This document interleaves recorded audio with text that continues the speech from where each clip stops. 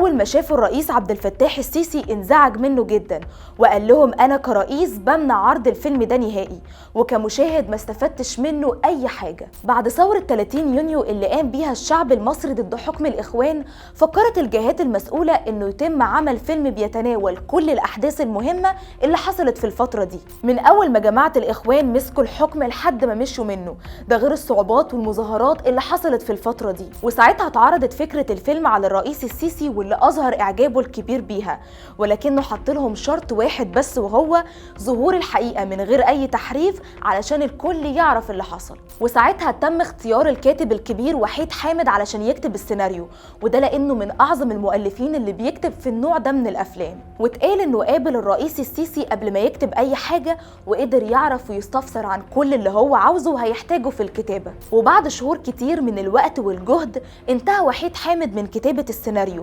وحط اسم مبدئي للفيلم وهو أيام الثورة والغضب.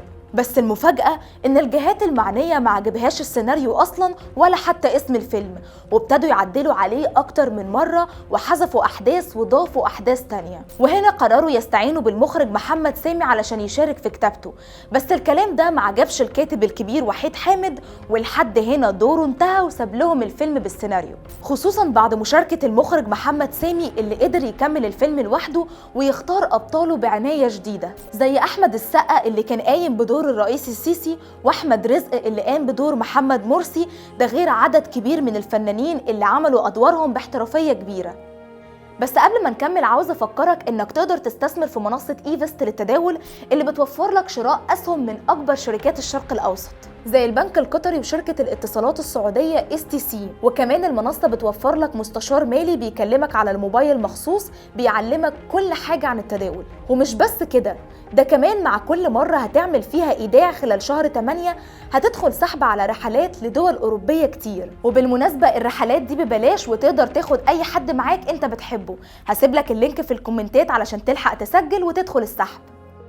ومن أول يوم تصوير كان بيقابلهم مشاكل كتير جدا، سواء في تصوير الأحداث أو تفاصيلها الحساسة أو في اسم الفيلم اللي اتغير أكتر من مرة وكان آخرهم سري للغاية. ده غير الضجة الكبيرة اللي حصلت عليه بعد ما نزل دكتور خالد منتصر بوست وقال إن الفيلم متمول سياسيا، فأكيد هيتبنى وجهة نظر واحدة بس. وما عداش كام ساعة وبنتفاجئ إن البوست اتمسح، وبعض الإعلاميين في قنوات غير معروفة وضد النظام ابتدوا يستغلوا الموقف، وبيقولوا مش من العدل انه يتعمل فيلم من المفترض انه بيتكلم عن فترة تاريخية وواحد من الطرفين في السجن والتاني ماسك السلطة. ده غير الجمهور اللي قلب على كل الممثلين اول ما عرفوا انهم هيشتغلوا في فيلم زي ده، وقالوا ان كل شخص هيشتغل في الفيلم ده اكيد مطبلاتي. وساعتها كان تفكير الجمهور ان الفيلم عمره ما هيكون ضد النظام، وانه هيعرض وجهة نظر واحدة بس واللي معروفة قبل حتى ما ينزل. وهنا طلع الفنان احمد السقا واكد ان الفيلم هيعرض الحقيقة وبس، وقال ايا كان الجمهور متفق او مختلف مع الفيلم